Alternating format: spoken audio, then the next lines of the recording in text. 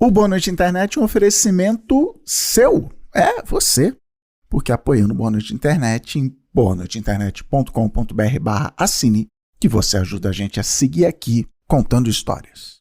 Boa noite Internet, boa noite Brasil, eu sou o Cris Dias.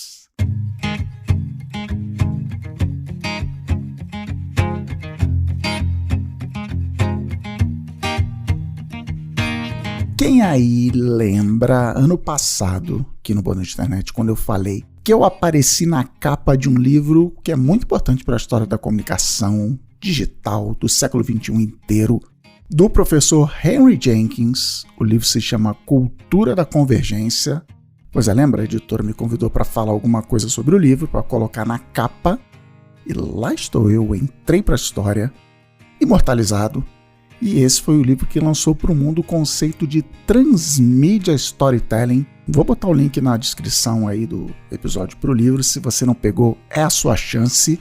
Aí, junto comigo, na introdução do livro, prefácio, com muito mais palavras, do que eu tive espaço, tá o convidado dessa semana do Boa Noite Internet, o Maurício Mota, que foi o cara que trouxe esse conceito de transmídia para o Brasil, lá na época onde o maior case de transmídia do mundo era aquela série safada Heroes, lembra? My name is Hiro Nakamura. I'm from the future, and I have a message for you. Save the cheerleader, saves the world. Ei, sériezinha desgraçada, mas enfim. O Maurício já fez um monte de coisa na vida, a gente vai falar disso no papo, mas hoje ele é produtor lá mesmo em Hollywood, em Los Angeles, de onde ele entrou via remotinho para gravar essa conversa. Mais importante que tudo isso, muito mais importante que Hollywood, ele está produzindo alguns projetos aqui com a gente na Ampere. Quem lembra aí também no papo com a Gautieli, a gente falou que vem mais um podcast nosso, então o Maurício é o produtor e o projeto ainda não saiu, tem muito chão ainda, e vocês aí achando que podcast é moleza, mas não, no dia que sair a gente avisa, volta aqui para falar. Na conversa com o Maurício, a gente falou do que é ser produtor, da experiência dele não só com transmídia, com projetos reais, ele vai citar projetos reais que ele fez, mas experiência também como produtor em geral, da diferença de viver de contar histórias no Brasil e lá em Hollywood, e também do famoso complexo de vira-lata do brasileiro, expressão criada lá nos anos 1950 pelo escritor Nelson Rodrigues. Foi tanta conversa, os bichinhos falam, mandei um WhatsApp pra ele hoje, a gente falou muito, não deu pra colocar tudo no programa, então vai lá assinar o Boa Noite Internet secreto, um feed exclusivo para quem apoia o Boa Noite Internet, porque tem quase mais uma hora de conversa. Você vai ouvir mais sobre o início da carreira do Maurício, a visão dele sobre a greve dos roteiristas e atores de Hollywood, e tem até uma parte onde ele discorda do que o Chico Barney falou aqui umas semanas atrás. E claro, se você fizer isso, se você assinar, você ainda ajuda o Boa Noite Internet a seguir contando histórias. Mas eu comecei o papo, como sempre, perguntando como ele se define e também pedindo para me ajudar a entender de uma vez por todas o que é que faz um produtor.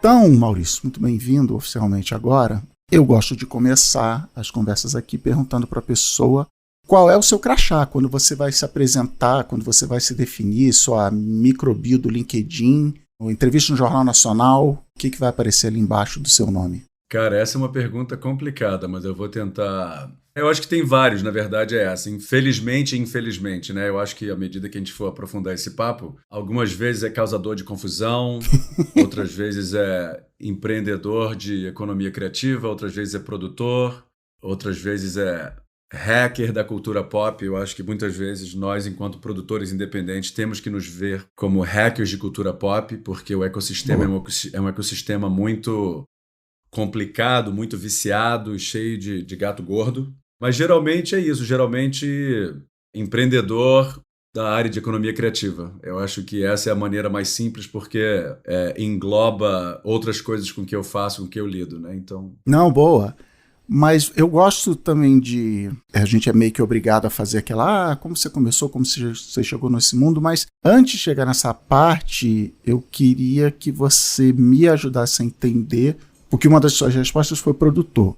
Então, queria que você me ajudasse a entender a diferença entre produtor executivo e produtor e tal. O produtor é aquele cara que atrapalha o gênio criativo e diz que não pode fazer, que o Coppola tá gastando dinheiro demais para fazer o Apocalipse Now. O que faz um produtor executivo? Vamos lá. Essa é uma pergunta de $1 bilhão, né? E no podcast não dá para ver, mas você sabe, eu sou careca, então eu já perdi muito cabelo nessa área de produção. Eu vou contar para você uma história rápida e depois a gente fala um pouco sobre a origem. Boa. Que foi para mim uma história muito importante para mim, que eu queria ter aprendido essa história antes, Boa. Né, na minha carreira, mais cedo na minha carreira. Eu tive um mentor durante muito tempo que era o Steve Golin, né? O Steve Golin morreu alguns anos atrás de um câncer que ele lutou durante muitos anos. E o Steve Golin é até hoje considerado um dos maiores produtores de Hollywood, né? Aconselho depois dar um Google. Ele foi o fundador da Anonymous Content. Ele lançou o David Fincher, lançou o Spike Jonze, né? Ganhou zilhões de Oscars, produziu Revenant, produziu várias coisas. Não tenho tempo nem de entrar aqui, mas ele fez muita coisa. E aí, um dia, a gente conseguiu marcar uma sessão num restaurante famoso aqui em Los Angeles, em Hollywood, em Beverly Hills. Ele já estava lá um pouco mais cedo, ele estava comendo um creme de espinafre, que era uma das coisas favoritas dele. E eu cheguei fumegando, assim. Eu tinha acabado de chegar de uma reunião, eu estava super cansado, eu estava extremamente chateado, frustrado, puto com essa reunião, porque eu tinha acabado de passar por uma situação que as pessoas que estavam na reunião comigo estavam tentando me passar para trás. Tá. Tinha um agente tentando me passar para trás, tinha um outro produtor me passando para trás. Foi uma reunião tensa de negociação desnecessária. E aí ele lá comendo, né? Ele era assim, nova-iorquino, assim, bem pão, queijo. Eu falo, Steve, já quero começar a nossa sessão dizendo isso, pá, não sei o que fazer nessa situação. E ele comendo o creme de espinafre dele. E aí ele falou, Maurício, olha só, eu tô passando por uma situação muito parecida como essa. E aí ele começou a listar, mas assim, o filme dele era tipo, provavelmente 20 vezes maior o meu orçamento, os diretores e os atores com quem ele estava trabalhando muito mais, né? Mas mesmo assim, ele falou, tô passando por isso, é muito parecido com você. Mas deixa eu explicar uma coisa para você sobre ser produtor. Existe toda uma mística que o produtor é quem está fazendo mais dinheiro que todo mundo, que o produtor quer atrapalhar a visão criativa do time criativo, que o produtor vai sempre se aliar ao estúdio, né, ao comprador, ao canal, contra o diretor e os roteiristas. Tem toda essa mística ao redor do produtor. O que as pessoas não sabem é que muitas vezes a gente faz menos dinheiro que todo mundo. Se você pegar na linha do tempo do projeto, você ganha menos dinheiro. E as pessoas não sabem que muitas vezes você cola todo mundo e que está tentando fazer com que todo mundo trabalhe juntos, porque é uma expressão que a gente usa muito aqui, que é it takes a village, né? Você não consegue fazer um filme sozinho, uma série sozinha, um podcast sozinho, né? E aí, o que ele falou, o seu trabalho como produtor, para qualquer projeto com o qual você trabalha, é você ser vigilante e atento para entender quem são os bombeiros. Existem os incendiários que estão fingindo ser bombeiros. Boa, gostei. E isso, para mim, foi uma epifania, foi uma porrada na cara, porque é isso. Hoje, qualquer projeto com o qual eu trabalho, eu faço um notebook, um caderninho meu, eu anoto, faço uma linha no meio e ponho bombeiros e incendiários fingindo ser bombeiros. E ser produtor é isso. O produtor tem que jogar nas 11 posições, o produtor tem que correr atrás e manter o projeto acontecendo, manter as pessoas felizes, manter as pessoas protegidas, ter certeza que os contratos todo mundo está sentindo cuidado em relação aos contratos, tem que fazer muitas vezes um papel de diplomata e tradutor entre o time de direção e roteiro com o comprador, né, com o canal, com o estúdio. E é uma dança diária que o produtor tem que fazer, porque muita gente confunde ser produtor com ser chefe, com mandar.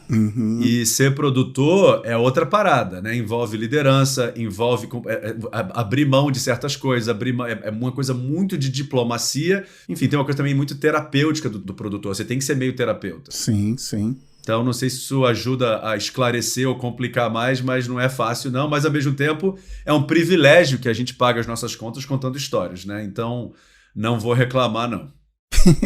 Não, mas te dando uma oportunidade para reclamar, eu tenho duas perguntas em uma.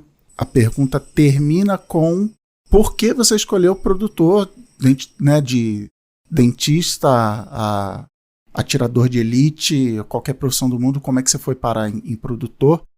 Mas a pergunta de verdade é essa jornada, como é que você veio parar aqui, de onde você veio, o que você fazia antes de ser produtor, e aí o teu processo de decisão ou de acaso e destino a ser produtor onde você está hoje, em Los Angeles e tal. Beleza, vamos lá. Eu cresci no interior da Bahia, né, numa cidade chamada Vitória da Conquista, que são 6 horas de Salvador, 300 mil pessoas. Meus pais eram ativistas, acadêmicos, professores, né? Então, na época da ditadura, saíram de Piracicaba, no interior de São Paulo, foram para Vitória da Conquista. Meu pai é baiano, minha mãe é do Rio de Janeiro, carioca, do subúrbio do Rio de Janeiro. A gente sempre teve um ambiente cultural muito rico, muito livro, oportunidade de assistir coisas. Minha mãe produzia documentários, então a gente sempre teve um ambiente artístico muito rico, né? O meu pai, geólogo, né? Então uma cabeça bem de engenheiro, matemático. Minha mãe, escritora, professora de português, professora de história. Então eu fui muito privilegiado de ter um estímulo intelectual bilateral esquerdo-direito do cérebro.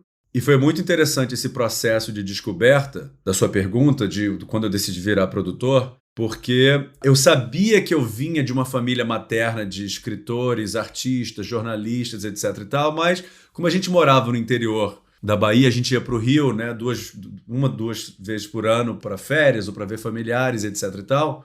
Eu sempre tinha essa coisa, minha mãe escreve, meu avô materno escrevia, e a família do meu avô tinha pessoas. Então sempre teve essa coisa, sempre teve essa influência externa do lado familiar.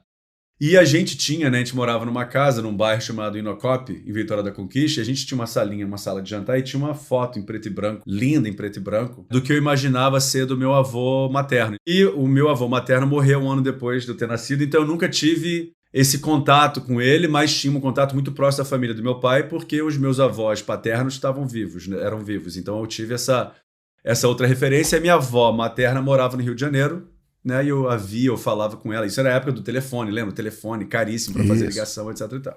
E aí, beleza. E aí a vida segue, a vida toca. E aí meus pais decidem se mudar para o Rio de Janeiro, que eles queriam, enfim, aplicar para o doutorado, mestrado. E aí mudamos para o Rio de Janeiro. Mas chego lá no Rio, né? E eu vou de 300 mil pessoas. Isso que ano? 34 anos atrás. Eu tinha 10 anos de idade. E aí descubro, né? Eu acho que descubro o tamanho, entendo que o meu avô materno é Nelson Rodrigues, né? Entendo o tamanho de Nelson Rodrigues, da família Rodrigues, do Mário Rodrigues, do Maracanã, né? O tamanho da influência e do peso das coisas. Mas você lembra exatamente, foi um momento, tipo, Papai Noel? Foi um momento de eu estar num papo de família, etc e tal, e eu ouvindo, eu entendendo, as pessoas falando, eu falei, peraí, pessoas falando com uma certa normalidade, super normal, porque... Mas pra mim era tipo assim, opa, peraí.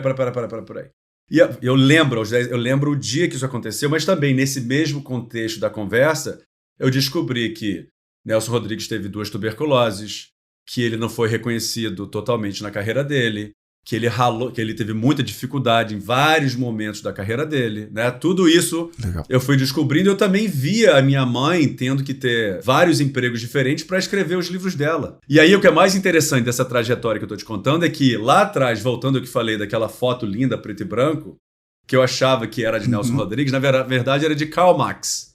Porque os meus pais eram comunistas, né? Então ele tinha uma foto de Karl Marx. É o verdadeiro papai. Então o que é mais engraçado é que hoje eu virei esse capitalista de impacto do audiovisual, da economia criativa e, enfim, de impacto social, mas o Karl Marx durante 10 anos era meu avô materno. Vovô Karl. Então você vê a capacidade comunista de doutrinar, né? Então essa é a minha história. E assim, então a minha carreira foi desenhada sempre com essa bússola. Mas não escritor, não diretor, não, sei lá, jornalista. Eu escrevi alguns livros com a minha mãe, quando eu era mais novo, né? Eu criei um jogo de contar história chamado Autoria, um jogo de tabuleiro que fez muito sucesso. Que a gente vai estar voltando agora a desenvolver ele, que foi baseado na tese de doutorado da minha mãe. Minha mãe fez a primeira tese de doutorado da América Latina sobre RPGs, né, sobre role-playing games. Aí sim. E eu fui o assistente de pesquisa dela. Foi uma pesquisa revolucionária. A gente transformou a tese de doutorado dela num jogo, por uma questão de sobrevivência. A gente teve que criar o jogo porque a gente estava passando por uma pindaíba pesada. Meu pai teve um acidente de carro, estava em cadeira de rodas. Minha mãe tinha acabado de ser demitida. Não demitida, mas A Manchete faliu, ela estava trabalhando na Brida, novela do Paulo Coelho com a Vancini, então ela foi de ganhando muito dinheiro como roteirista para ganhando nada, e a gente teve que se virar nos 30. E que tem a ver isso também, essa natureza do produtor, né? Você tem que ser empreendedor. Ser produtor, antes de mais nada, é ser empreendedor. É essa coisa de se virar nos 30. E uma coisa que eu vejo muito até das nossas conversas, de estar num modo de estar sempre vendendo uma ideia, um projeto, uma estratégia, esse modo de convencimento, até que você falou do terapeuta e gestão de conflitos e tal, tá sempre, ao negociar todas essas coisas, tá convencendo as pessoas a comprar a tua visão, ou literalmente o projeto, ou o jogo de tabuleiro. Não, completamente, né? Eu digo assim, ser produtor não é nada perto de você vender jogo educativo em porta-escola pública no Brasil. Essa foi a minha grande escola de venda, de pitching, que eu tinha que convencer professores, professoras, diretores e diretoras de escolas públicas no Brasil inteiro a comprar um jogo de contar histórias que eu achava que ia ajudar essas pessoas a melhorar a vida dos alunos e convencer, entendeu? E era um trabalho de repetição, de a cada visita você aprender um pouquinho. Não só de repetição, mas também um trabalho de adaptação, de você aprender com o seu cliente, com o seu consumidor. Boa. Eu comecei chegando com uma coisa super acadêmica, de RPG, etc e tal, e as professoras falavam, amigo, olha só, não tenho tempo, não tenho essas 2 horas que você está dizendo que você precisa para jogar esse jogo. Tá. E aí eu comecei a entender, e o produto foi ficando melhor, porque eu tive esse feedback de pessoas que estavam ali, no campo prático de estar lidando com crianças e jovens no país inteiro, de classes econômicas completamente diferentes, de passados diferentes, né, backgrounds diferentes, etc e tal. Então, assim, depois disso, vender filme, vender série, vender podcast é mole, porque você tem que mostrar que você está trazendo uma coisa importante. Claro que depois o jogo teve uma revolução, ficou em 5.000 escolas no país inteiro, mas antes disso, teve um processo muito de aprender isso tudo. E eu devo muito a eu ser um bom produtor hoje. E aí você, na época, outro dia a gente estava fazendo uma reunião, você perguntou quando a gente se conheceu, eu não soube responder, mas eu chutei que era ali 2008, 2009, que era a época dos alquimistas e tal, na Colmeia. Nessa época, você estava trabalhando com publicidade? Como é que você chegou? E o que você estava fazendo nessa época? Que aí depois vai cair na pergunta de transmídia, de Harry Jenks e tal, lá no livro onde estamos, lá juntos. Dentro dessa minha obsessão de lá atrás, começou aos 10 anos de idade, eu quis entender como é que funcionava o ecossistema de mídia. Então eu trabalhei em todas as facetas possíveis. Trabalhei na área ou com áreas, né? Então trabalhei com mercado editorial, mercado educacional, aprendi muito sobre lei de direito autoral, trabalhei em publicidade, né? Eu trabalhei em branding, comecei na Timos, essa foi a minha ida. E foi muito interessante porque esse pulo para a publicidade foi muito intencional, porque eu queria entender a parte de entretenimento. Né? E o entretenimento sempre estava... Eu vi que tinha uma ligação muito, muito grande. As pessoas que eu conhecia na área de entretenimento odiavam publicidade, né? Achavam que era o diabo na terra, né? O que eu acho um absurdo essa visão. E de certa maneira de vice-versa, enfim, daqui a pouco a gente chega nessa parte aí. Mas... não, vamos chegar lá, com certeza. Mas eu devo muito a marketing e publicidade a eu ser um bom produtor hoje. Porque você aprende facetas de produto, de lançamento, de marketing. Você não pode só criar uma coisa sem entender a sua audiência. Você não tem que só criar uma coisa sem entender o que o competidor está fazendo. Né? Você tem que criar coisas que não existem ainda, mas que tenham elementos que casem com o que a pessoa gosta. Não, ou com o próprio objetivo de negócio do cliente, né? Você não é arte, né? Eu quero fazer essa... Não, tem que vender, sei lá, chocolate. E essa é uma conversa importante que eu gosto de ter, eu quero que a gente tenha, que é arte e comércio são coisas muito simbióticas. Eu acho que a gente tem um problema grande, tem um pouco aqui ainda, mas muito menos, né? Mas assim, eu acho que na nossa cultura brasileira, de criar, a gente tem essa coisa muito de... Não, isso eu quero fazer arte. Isso. Não quero fazer comércio. Então, assim, eu acho que dá para fazer os dois, dá para achar um equilíbrio, né? Você quer fazer uma coisa incrível que é assistida por 150 pessoas, você quer fazer uma coisa incrível que ainda tem os valores artísticos que você quer, mas seja assistida por 1 milhão de pessoas. Ou 150 mil pessoas, né? Que é 1000 vezes mais de 150. E eu acho que a gente tem, às vezes, um preconceito muito grande no mercado em relação a isso. E eu acho que a gente, como brasileiro, a gente tem uma puta oportunidade de ser uma potência cultural e a gente fica muito nesse embate e perde-se muito tempo. Então eu comecei a trabalhar em publicidade mais diretamente. Eu tinha uma empresa de consultoria de product placement, né, de branded content, que chamava Liga.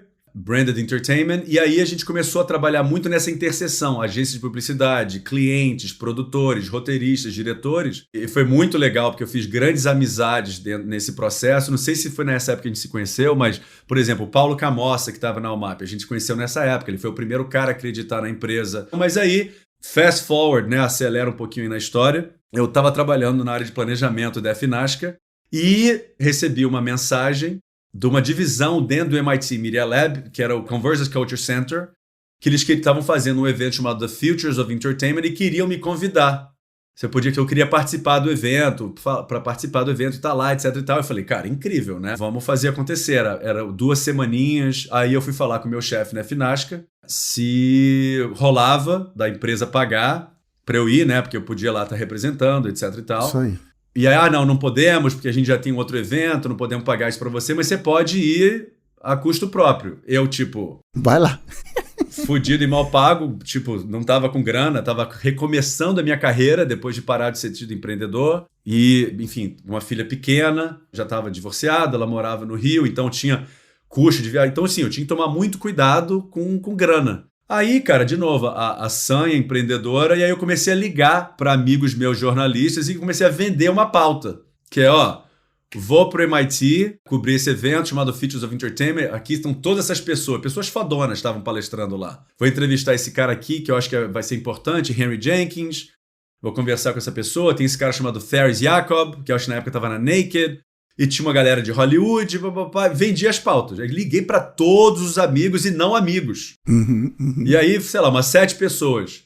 E aí todo mundo, Maurício, isso é incrível, mas não temos grana, etc e tal, E aí o Marcelo Salles Gomes, do Meio Mensagem, que eu tinha conhecido uma vez no evento, ele e a Regina Augusto, entro em contato com eles e eles falam, Maurício, bora, isso é foda. Entre em contato com o nosso time, e isso foi para mim assim, um divisor de águas, né? Que isso aconteceu, e aí vou lá pro MIT e, cara, e aí antes e depois, né? Eu descubro Transmedia Storytelling, viro muito próximo do Henry Jenkins, conheço o time do Heroes que fez Transmedia e resolvo falar, cara, vou escrever esses artigos, mas tem coisa boa aí, porque na verdade, Nelson Rodrigues já era Transmedia. A minha mãe, Sônia Rodrigues, já era Transmedia. O que eu já fazia com ela, né, que eu até comentei, que era o Marcelo Benoniel e eu criamos essa consultoria, já era Transmedia, mas não tinha um arcabouço, né? Não tinha uma baixa para explicar, não tinha um processo, né? E vinha esse cara, o Henry Jenkins, e explica. Mas esse é um bom momento para perguntar. Em vez de te perguntar o que é transmídia, porque é um termo que já está aí, sei lá, 15 anos sendo usado, o que não é transmídia, o que as pessoas entendem errado de transmídia, porque aí mesmo quem nunca ouviu falar essa expressão vai entender o que é, né, por exclusão. O que te irrita quando você vê alguém falando que isso aqui é transmídia e você vê o que não é, que o famoso faz seu sangue ferver? Vamos lá. Eu já perdi muito cabelo e já me estressei muito em relação a isso do Transmedia Storytelling. Então todo mundo ficava no Transmedia e não no Storytelling, mas na verdade devia ser narrativa Transmídia, narrativa multiplataforma. Começou a copiar e colar as coisas, pegava na TV e copiava na websérie. Pegava aqui... O famoso adapta pro digital, adapta pro digital e assim por diante, né? Ou tinha uma outra coisa, que era outro extremo, que é fazer para geek. Quando fazia uma coisa bem feitinha, era só 3 pessoas entendiam, porque é pessoas que têm tempo para fazer aquilo. E eu acho que também, por eu estar trabalhando na época com publicidade, etc e tal, teve uma coisa que você já passou por isso, a coqueluche do momento, né? Isso. Então, muita gente vendia transmídia para fazer comercial, na verdade, né? Vendia o multiplataforma, na verdade, estava querendo fazer uma campanha grande e pão, queijo, entendeu? Isso. Papai e mamãe, né? Então, assim, gente, olha só. Aqui no planejamento vai ser o Kama Sutra, mas aqui vai ser só o papai e mamãe com a luz acesa. Mas vai tirando, aí só sobrou... Exatamente. Então eu acho que isso era uma coisa que realmente me foi muito frustrante. E essa coisa, assim, a gente tem uma cultura também brasileira, e de novo, e que tem muito esse choque cultural com os americanos, quando eu vim para cá e quando eu vejo outros brasileiros vindo para cá, que é o seguinte, a nossa cultura é uma cultura do atalho. Em geral, para tudo. E, de novo, não estou falando isso, você está falando isso com um brasileiro deslumbrado que, né, disseram que voltei americanizado. Não é uma coisa ao brasileiro que deu certo em Hollywood. Eu digo isso, diariamente eu tenho que me lembrar disso. A gente é uma cultura de atalho. Se uma coisa tem 10 passos, a gente faz até o 3º, mas já quer pular para os 7, 8, 9, 10, que são os mais divertidos, entendeu? A gente quer comer o filé mignon, o arroz e o feijão, quer pular o alface, o brócolis, a selga e já quer pular para o pudim de leite, né? Já quer pular para a sobremesa. E não dá para fazer isso com narrativa em geral, muito menos em transmídia storytelling, que você tem várias narrativas para você coordenar. Você tem que estar fazendo uma orquestração daquela propriedade intelectual, da versão não online, da versão offline, se você vai fazer em áudio, se você vai fazer em livro, em história em quadrinho, em peça de teatro, etc e tal. Né? E que eu sempre falo, os americanos, Cris, eles não têm 1/10 da nossa cultura e da nossa mitologia. Eles não têm 1/10 da cultura que a gente tem no Brasil, das mitologias que a gente tem, da interseção, tipo, africana, europeia, nativo-brasileira, o misticismo, a magia, a coisa religiosa, o sincretismo. Eles não têm isso, não têm isso. Mas o que eles fazem? Eles compensam isso com método e processo. Tudo é método e processo. Tudo é... Gente, olha só, para fazer isso aqui é passo de 1 a 10, não reinventa. O resto a gente cria.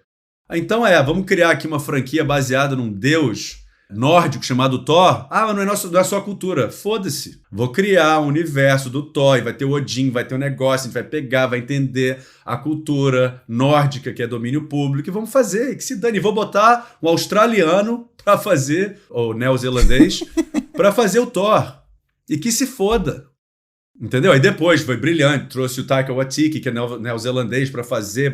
Mas assim, método e processo. Transmídia storytelling é método e processo, né? Porque se você tiver uma narrativa coesa... Mas é um método e processo que no fim desemboca numa coisa que é diferente do não transmídia de que jeito? De novo, para quem está ouvindo essa palavra pela primeira vez. A metáfora que eu uso, o transmídia storytelling, narrativa transmídia, nada mais é você criar um banquete narrativo para os seus fãs e para os seus consumidores.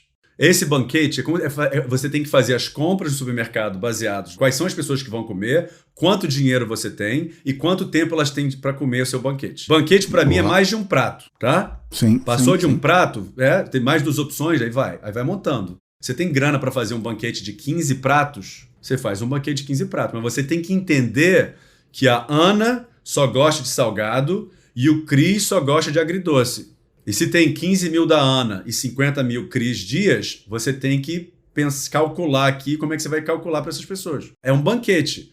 Não tem nenhum problema você começar primeiro com um prato legal primeiro, testar se funciona. Pô, legal, agora eu vou fazer mais pratos, base agora que eu viciei o Cris e a Ana nesse prato aqui, eu vou fazer uma versão com pimenta, vou fazer uma versão com carne seca para isso aqui, porque isso aqui eu descobri que se eu mudar o filé mignon para carne de sol e mudar o arroz pro... Entendeu?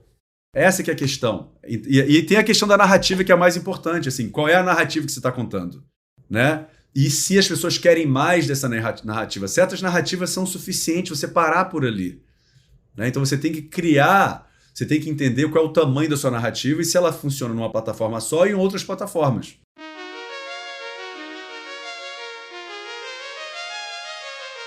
Se a gente está falando em método de processo, que é bem a minha bandeira aqui esse ano no Bônus Internet, né, que não tem esse sopro divino, é isso, é método de processo. Então você precisa conhecer a formação em criatividade da Lura, né? Hoje aqui eu vou falar especificamente de um curso que está dentro dessa formação, é papum, 8 horinhas, moleza, é só não ficar maratonando One Piece aí que você dá um gás na sua carreira. É o curso Storytelling 2 pontos, Visão de Negócios e Desenvolvimento Pessoal. Você sabe que eu adoro um nome de curso com 2 pontos. E então é isso, é como contar histórias, método e processo. Nesse curso você vai aprender a como organizar suas histórias, mas não é qualquer história para usar no trabalho para defender o projeto, apresentar relatório, convencer ou explicar algum conceito. E no nosso link mágico tem conteúdo grátis para você já começar a aplicar agora, sair criando daquele gás na sua carreira hoje mesmo. O link é boanoiteinternet.com.br/criatividade. Vai estar também na descrição do post. Clica lá para ver todo o conteúdo grátis. E se você se matricular pelo link, ainda vai levar 15% de desconto. Ué, Cris, não era 10%? Aqui é a vantagem, está pensando o quê? A Lura mandou uma mensagem para a gente falando que a comunidade do Bônus Internet é tão show que o desconto aumentou 15% para você pagar um valor fixo e ter acesso a todos os cursos do catálogo da Lura Mas ó, eu não sei por quanto tempo eu vou conseguir segurar esse desconto. Então não dá bobeira. Clica aí, boanoiteinternet.com.br/criatividade. Vem aprender na Alura. Sua carreira vai te agradecer.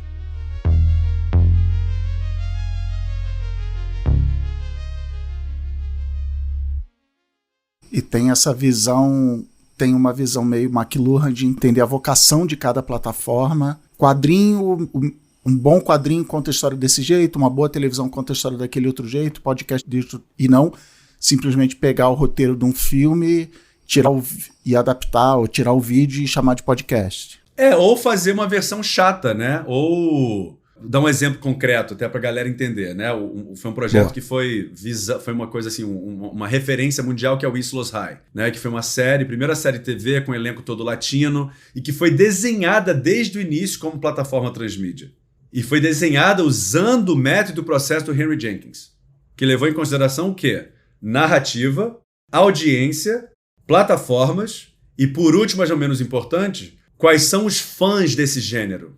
Audiência e fã são coisas diferentes. Audiência é quantidade, fã é qualidade. O entendimento de fã é a qualidade da sua audiência, qual é o tipo, os subtipos dentro da sua audiência.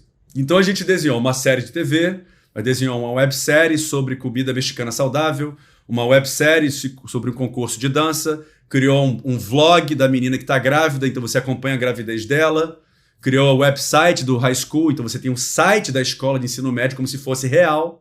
Então, assim, isso tudo foi pensado meticulosamente. Na segunda temporada, a gente aprendeu com os erros e acertos das outras plataformas transmídia e fizemos uma coisa mais simples para as coisas que ficaram muito complicadas e aumentamos as coisas que as pessoas queriam mais daquilo ali. E por que você acha que fazer toda essa jornada é melhor do que 24 episódios, subir no Hulu e botar? O que te atrai? Porque dá mais trabalho, claramente dá mais trabalho. Não era mais fácil falar, toma aqui 24 roteiros, filme isso aqui, por que é mais legal fazer todo esse banquete, que nem você falou?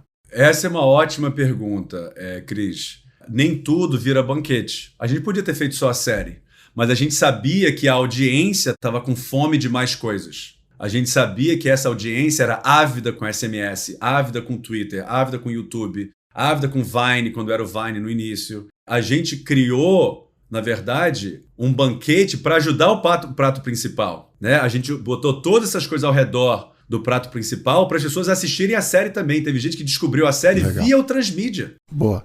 Então, assim, é uma coisa o ovo e a galinha. Você quer que seja o ovo e a galinha. Você quer que tenha uma coisa muito simbiótica, mas tudo muito orquestrado. A gente tinha um planejamento de 350 dias de posts, tinha um calendário de implementação de todas as coisas. Não é botar aí e ver o que acontece. Tinha que casar com o episódio, casar com o que ia acontecer com o personagem. A gente tinha muitas parcerias e alianças com ONGs e ativistas, porque tinham temas de impacto social no projeto, de imigração, gravidez na adolescência, racismo, voto, migração. Então, assim, tudo isso foi pensado dessa maneira porque a gente queria envolver a audiência em questões de educação cívica, né? Que é uma coisa que o Henry Jenkins fala, né? Que é Civic Imagination, né? Como é que a gente ensina as pessoas a imaginarem futuros melhores como cidadãos. Narrativa é uma das melhores coisas de fazer isso. Então, o Transmídia foi uma estratégia para isso. Legal. E aí, o famoso... E aí deu tudo certo, conta...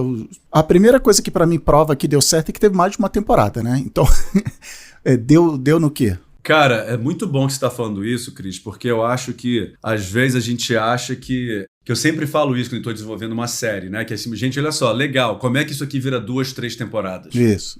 Eu pergunto pro cliente, como é que você vai renovar no que vem pra gente fazer mais um desse aqui? Mas é isso. Eu acho que tem essa cultura, não, vou fazer a primeira temporada, vou botar tudo na primeira temporada, aí muitas vezes o erro acontece aí. Então, o Whistler's High, vou contar uma historinha rápida, né? A gente fez o Whistler's High com um orçamento super baixo, né? Pouca gente sabe disso no Brasil, mas o Whistler's High foi feito fora do sistema de Hollywood, porque ninguém queria fazer a série. Quando eu e minha sócia começamos a apresentar o conceito e fazer o pitching da série em Hollywood, a gente fez todo um estudo, de novo, baseado muito no passado dela da área de pesquisa em ONGs e o meu passado em publicidade. A gente criou aqueles PowerPoints maravilhosos de planejamento. A audiência, como é que ela se comporta, a audiência latina, apresentou um puta deck antes de apresentar o conceito da série. E que ano era isso? Cara, entre 2010 e 2012. Legal. Então, assim, antes da onda de diversidade, inclusão, antes da coqueluche do momento, que é essa coqueluche agora, a gente estava explicando que o mercado latino era o mercado que mais usava mídia social, era um mercado ávido por conteúdo, era um mercado que ia para o cinema mais qualquer pessoa, né? O mercado latino corresponde hoje a 35% dos bilhetes de cinema hoje no mercado americano. Já estava muito grande lá atrás. E aí as pessoas amavam, mas falavam, Maurício, olha só, muito legal essa série aí, mas essa série não vai dar certo. Aí eu perguntava, né? Lá atrás eu era romântico, idealista, produtor, eu tinha cabelo também ainda. E aí eu falava assim, Maurício, essa série não vai dar certo. Um dos maiores agentes de Hollywood falou pra mim, essa série não vai dar certo porque o mercado americano não está pronto para assistir latinos como protagonistas falando em inglês. Que era o sentimento da época. Sim. Aí a gente teve que fazer a série fora do mercado, através de doações de fundações e doadores. Produzimos 24 episódios, mais o Transmídia, e aí recebemos várias ofertas. E aí, marcando reunião para vender a série, etc e tal. E aí eu fui para uma reunião no Hulu. O Hulu, para quem não sabe, lá atrás o Hulu era só o site que passava as séries da Disney, da Warner, da NBC e da Fox, passava o dia seguinte. E foi criado basicamente para competir com o YouTube, porque o YouTube tinha as versões piratas. Gente, olha só, vamos botar aqui, porque pessoas assistirem e ganhar alguma grana com isso. E com a Netflix também, que estava monopolizando o catálogo e tal. Não, isso foi no início. A Netflix estava começando ainda. A Netflix não tinha nem... Netflix não tinha original ainda. E aí a gente fez isso tudo, e a gente, como eu falei, a gente planejou 350 dias de posts e canal no YouTube, e a gente teve a reunião no Hulu. E o Hulu, assim, ele ainda era o patinho feio.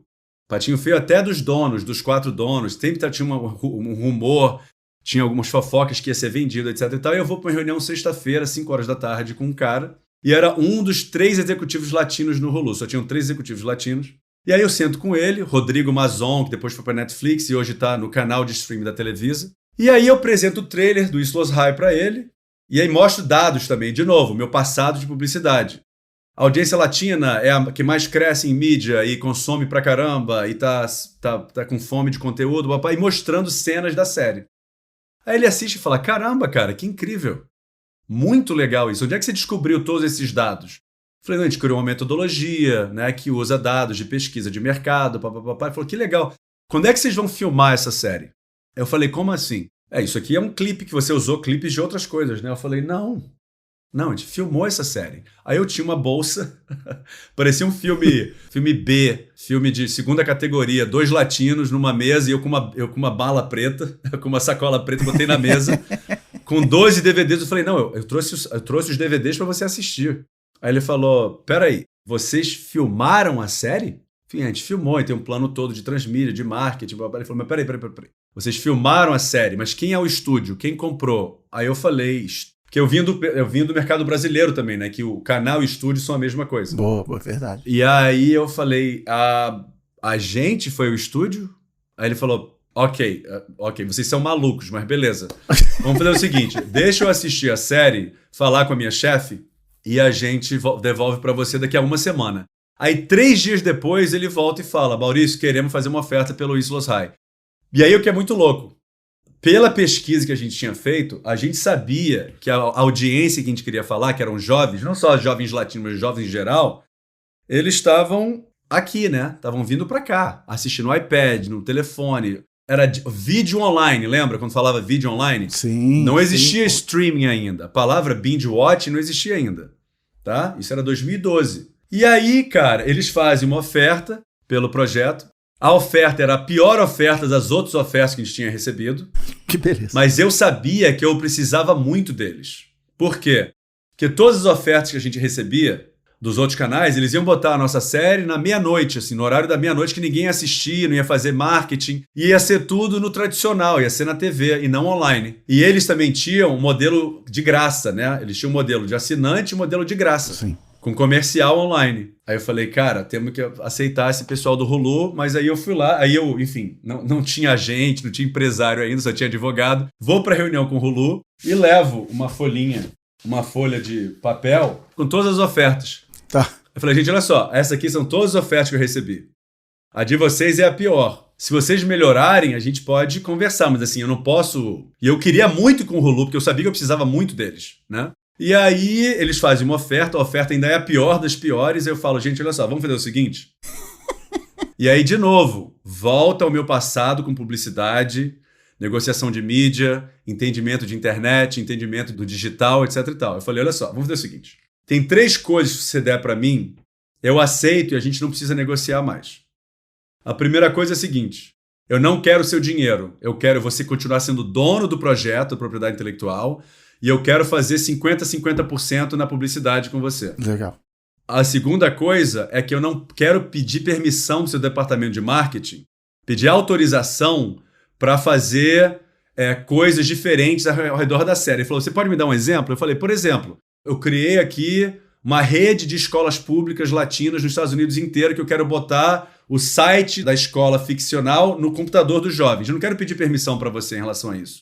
Se eu quiser fazer um projeto com uma ONG de ativação ou uma campanha com eles, eu não tenho que pedir autorização para você. Se eu tenho uma websérie que eu já filmei, eu não tenho que pedir autorização para você. Se eu tenho que fazer uma coisa no Twitter com os personagens ficcionais, eu não tenho que pedir, não tem que ter decisão por comitê. Aprovação. Aprovação. Isso tudo é independente de vocês. E a terceira coisa que eu quero de vocês, eu quero acesso a todos os dados de streaming. Não, de streaming não falei streaming porque não existia essa palavra ainda. Eu quero acesso a toda a audiência da série.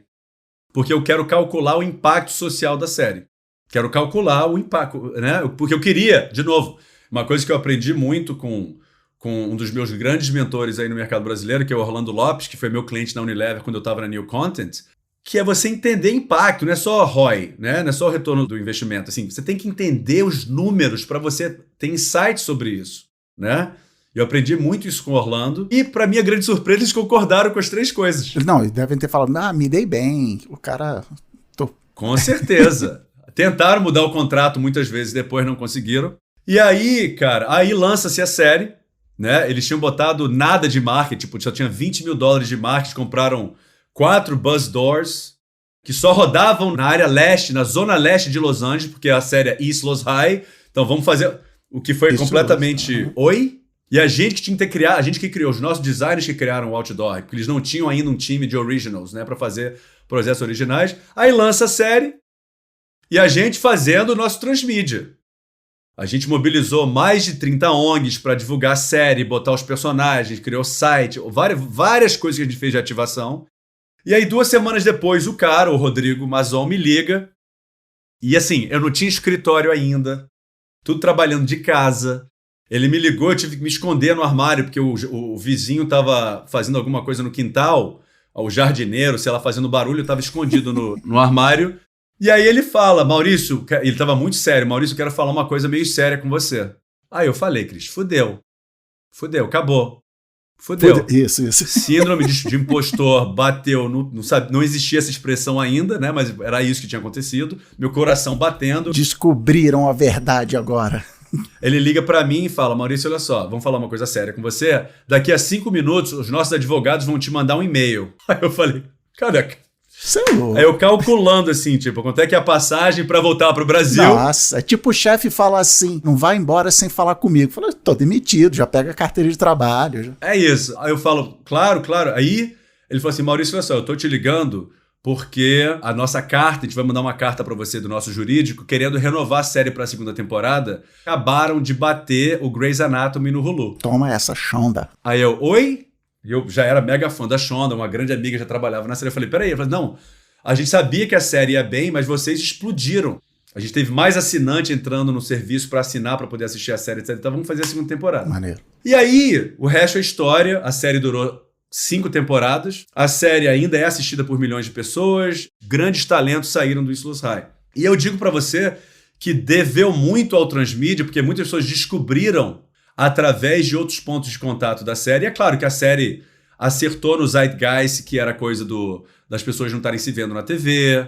Estava contando uma história que era diferente, né? Não era o seu high school em Beverly Hills. Era um high school numa comunidade super negligente e negligenciada de um centro urbano como Los Angeles. E virou também um case mundial de como trabalhar com fundações, trabalhar com filantropia, né? Virou um case mundial de usar a filantropia para impacto social.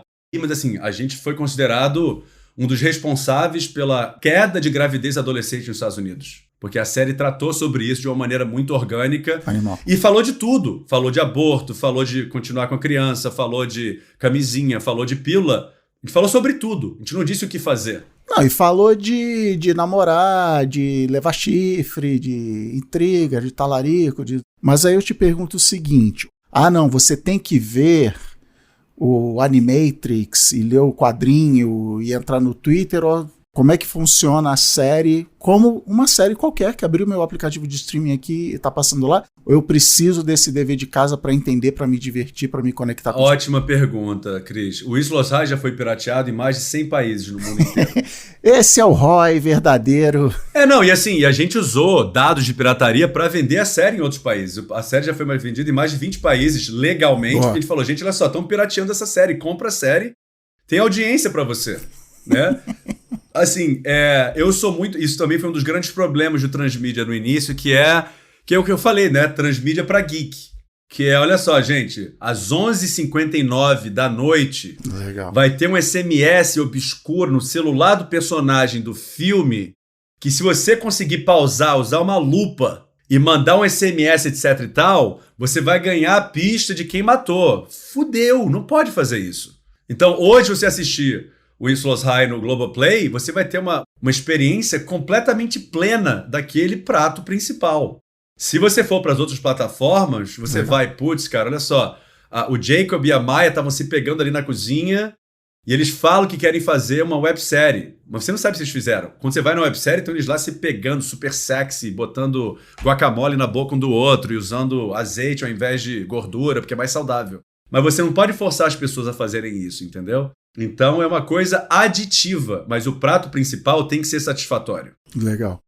E como é que você vê a diferença? Você já deu uma passada em algumas vezes no que eu vou te perguntar agora, mas como é que você vê a diferença de não só do jeito de produzir nos Estados Unidos com o jeito de produzir no Brasil, como a cultura brasileira? Por exemplo, você falou o Brasil tem potencial para ser gigante culturalmente. O que está faltando no Brasil para ser isso aí que você vislumbrou?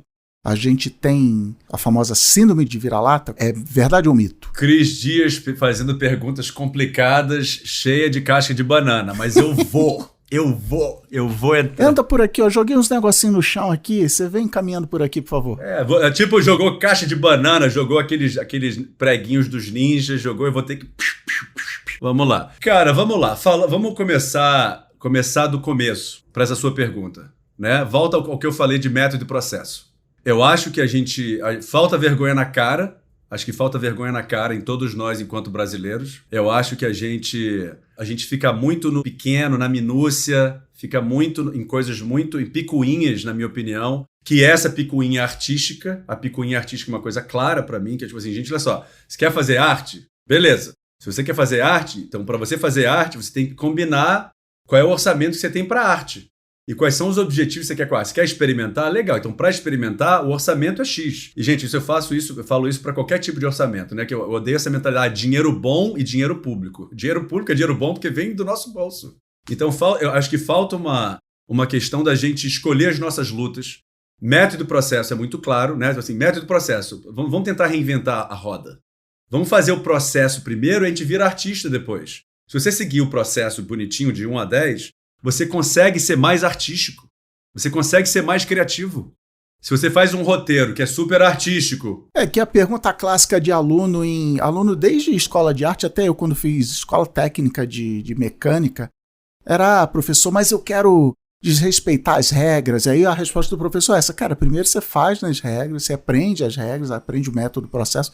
Aí depois você quebra se você tiver afim, se você não tiver afim, mas... Começa pelo método porque ele te garante algumas coisas. É isso, e a gente tem uma coisa maravilhosa da ginga, do improviso, da sobrevivência. A gente se adapta muito rápido como brasileiro. Primeiro entende o processo. Então, método e processo. Eu acho que isso é uma questão. É importantíssimo que a gente não vamos tentar reinventar a roda. Faz 10 rodas primeiro, aí depois você diz que vai botar rosa, azul, com glitter, com prego, com, entendeu? 3D, com holofotes, etc e tal. A gente quer fazer tudo ao mesmo tempo e não respeitar o método do processo. Isso é a primeira coisa. Eu acho que tem a coisa do complexo de vira-lata, né? Eu acho que a gente gosta de culpar o modelo americano que controla. Não, gente, os coreanos estão aí para provar, gente. Me desculpa, mas assim, sem, com todo respeito, mas assim, só falar de samba, forró e sertanejo universitário, na minha opinião, muito mais fascinantes e poderosos que o K-pop. O K-pop é estratégia de governo. O K-pop foi uma estratégia do governo coreano, entendeu o método do processo americano. Falou, legal, gente, método e processo, como é que a gente faz uma coisa super coreana e transforma isso num fenômeno mundial que divulga a nossa cultura e gera dinheiro e gera talento, etc e tal. O famoso produto de exportação, né? Produto de exportação. A gente devia ter 20 Anitas, a gente devia ter um programa de descobrir as próximas 19 Anitta. A Anitta é a Beyoncé brasileira, gente. A Anitta vai lá e aprende o espanhol. Então, mas aí, por que o brasileiro olha? Não sei se tem resposta, mas assim... O brasileiro ainda olha e fala, mas é só a Anitta, né? Tipo, mas não é só a Anitta, não é só a Anitta. Tipo isso, a Anitta é a Beyoncé brasileira. Calma lá, porque a Beyoncé, porque a Taylor Swift, porque... Isso... mas aí, cara, é terapia. A gente tem um problema com sucesso, a gente tem um problema com dinheiro, a gente tem um problema com lucro, a gente tem um problema com ser bem-sucedido. Aí, de novo, entra o complexo de vira-lata. Eu sempre brinco, assim, eu venho do berço da onde nasceu o termo e eu gosto de dizer, eu sou anticomplexo de vira-lata.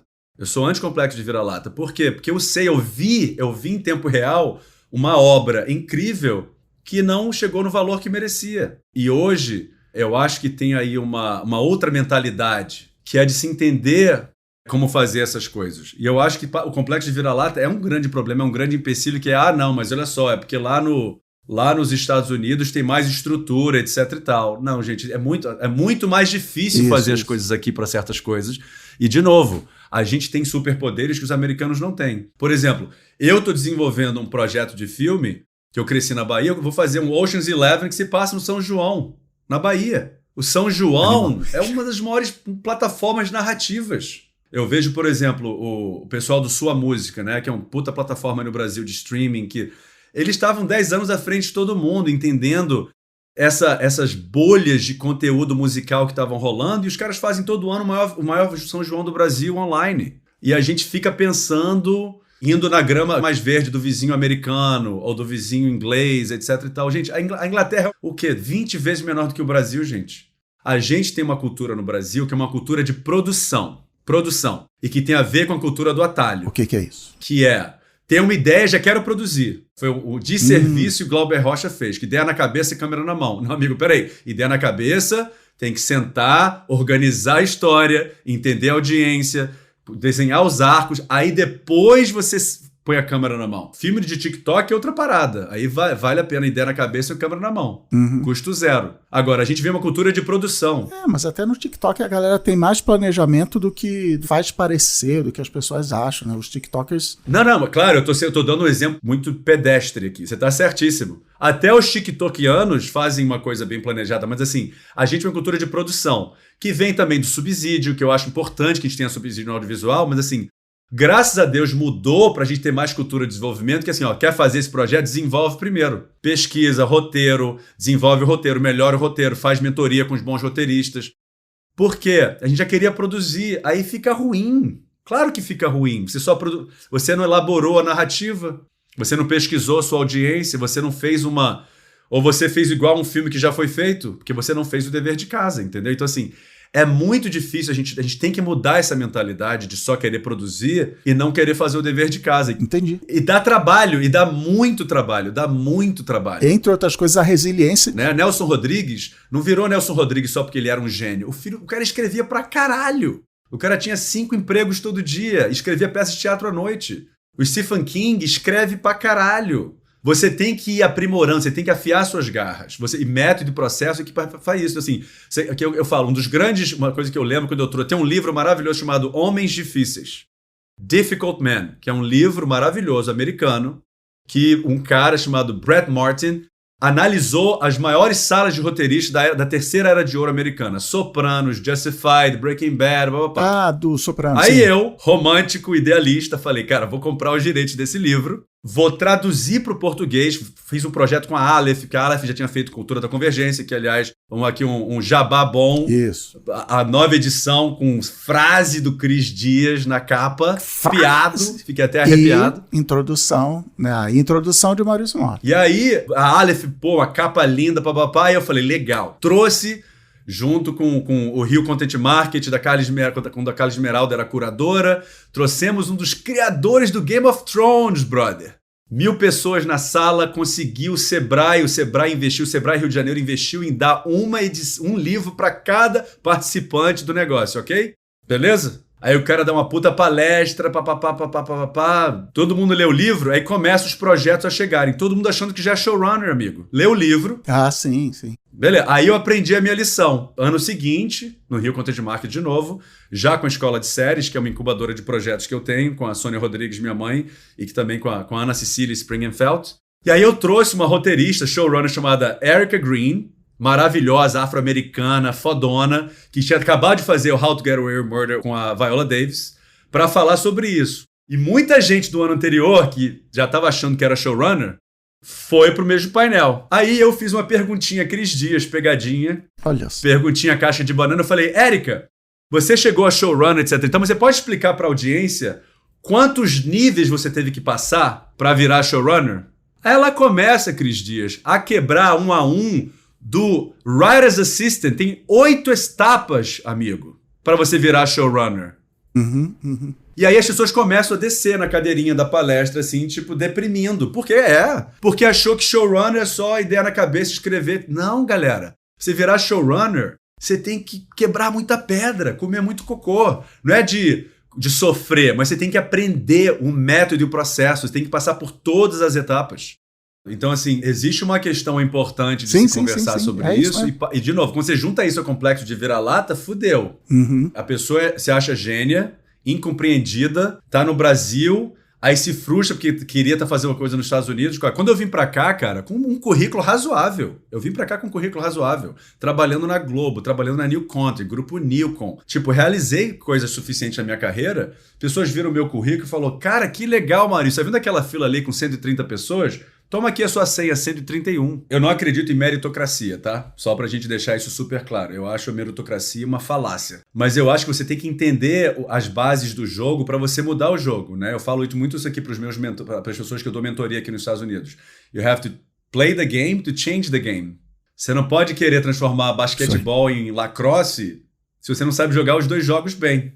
Então, assim, existe uma questão fundamental, quase que filosófica, disso que a gente está tendo, e que tem impacto diretamente na coisa de soft power, cultura pop, etc e tal, que é o seguinte: a gente tem uma falácia na área artística. Tem uma coisa que minha mãe conta sobre meu avô, que tem a ver muito com a ética profissional da minha família. Que um editor chega para Nelson e fala assim, Nelson, eu quero que você escreva um artigo de X toques sobre Jesus Cristo. Aí ele falava, qual o prazo você quer que eu escreva contra ou a favor? Acabou! Todo mundo hoje quer fazer DR. Tudo é DR. Não tem inspiração. Sabe que a minha inspiração? Outro dia alguém me perguntou, qual é a sua inspiração? Minha inspiração são as contas de luz que chegam, brother. Boleto. É o boleto. Essa é a inspiração. Claro que eu tenho o privilégio de pagar minhas contas contando histórias, mas tipo... Porque se você tiver método e processo, não tem esse papo de inspiração. O método e processo te força a descobrir as soluções para o seu problema criativo. Mas aí eu acho que tem até a ver com maturidade, você falou geracional, mas assim, de anos de estrada, né? De cara, é isso, entendeu? Estamos aqui para contar a melhor história possível dentro do que é bom para todo mundo, que você falou lá atrás. Dentro dos parâmetros. Dentro dos parâmetros. E assim, posso falar uma coisa em relação a isso que você está levantando, que eu acho que é importante? Manda.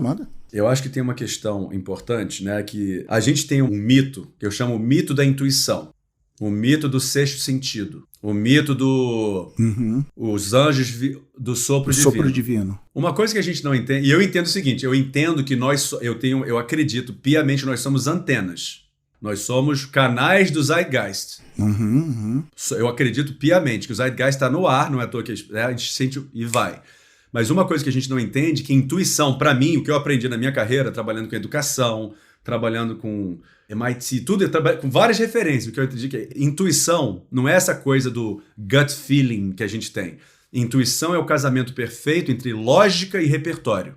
O que eu estou querendo dizer com isso? Quando a Ana, né, vamos dizer que a Ana é roteirista de TV. Escreveu 10 séries, não importa se vendeu ou não. Aí a Ana é oferecida um projeto ou ela tem que tomar uma decisão criativa para o projeto. Como é que o cérebro funciona de intuição? O seu cérebro apresenta 3 portas, amarela, vermelha e marrom, para você mesmo, para ela mesma. Aí fala assim, olha só, amarela, você abriu 15 portas amarelas na sua carreira. Azul, você abriu 5 vezes. Marrom, você abriu 3. Na amarela, tinha mais crocodilo do que flor. Na azul, tinha mais flor que crocodilo, mas as flores fediam um pouquinho mais né? E na marrom, deu certo. Quando você abriu a marrom, apesar de ter aberto só 2 vezes. O seu cérebro pega a sua experiência de vida, pega o seu repertório, que também envolve você ter ouvido histórias de outras pessoas que abriram outras portas, casa com lógica e você toma a sua decisão. Isso é intuição. Então, se você não seguir método e processo para aumentar seu repertório de vida profissional, de projetos, não adianta nada. Mas assim, quando alguém começa a falar de uma... E não é nem método e processo, né? Porque método é método. Processo é você fazer uma coisa através do método. Realizar aquilo ali. Isso. Mas a gente tem que ter estofo, a gente tem que fazer as coisas. A Shonda Rhimes comeu muito cocô antes de virar a Shonda Rhimes. A Shonda Rhimes fez um projeto de filme terrível, filme B com a Britney Spears. Ninguém lembra disso. Isso, Crossroads. Vai ser citado no Boa Noite Internet de domingo agora. Entendeu? O Vince Gilligan era roteirista do Arquivo X, galera, antes do Breaking Bad. E descobriu o Bryan Cranston num desses episódios. A não ser que você seja rico, rica, ou que você estava na hora certa. Então, assim, a gente tem que ter uma relação mais explícita com o sucesso e com a falha. E com o insucesso. Porque isso tudo é repertório. Uhum. E isso passa pelo método do processo. Você pega a falha e aprende. Papel o hábito, audiência, isso aí. Tudo bem, seu Maurício, é isso. Infelizmente, a gente não pode falar ainda sobre o mega franquia transmídia que a Ampere está ajudando um dos braços. Mas a gente não pode falar sobre isso. Então, a gente vai deixar só no cliffhanger, sem spoilers, todas as suas apostas numa coisa só. Show demais. Maurício, muito obrigado aí pela conversa, pela visita remota aí. Obrigado, pessoal. Uma honra e vamos em frente.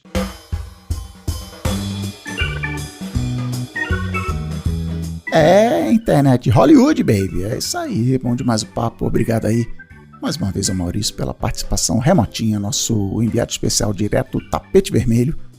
Eu já falei, né? Tem muito mais de onde se vê e tá lá no Boa Noite Internet Secreto.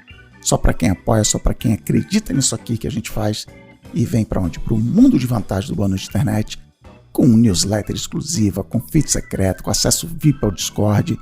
Vai lá, boanoiteinternet.com.br/assine pra ver como faz pra assinar, o que você leva. E obrigado a todo mundo que já apoia. Vocês são incríveis, ó. Coraçãozinho com a mão. Valeu. Mas é isso, chega de papo, chega de órgãozinho de pianinho no final. Semana que vem tem mais Boa Noite Internet, dessa vez para falar da nossa saúde pra lá de mental. Domingo, 8 da noite, aqui mesmo. O Boa Noite Internet é um podcast da Ampere. A produção, pesquisa e edição de roteiro são da Ana Maron. A edição de som é da Jéssica Correia. A edição de vídeo é do Pedro Hassan. E a produção executiva é com Gui Pinheiro. Até a próxima semana.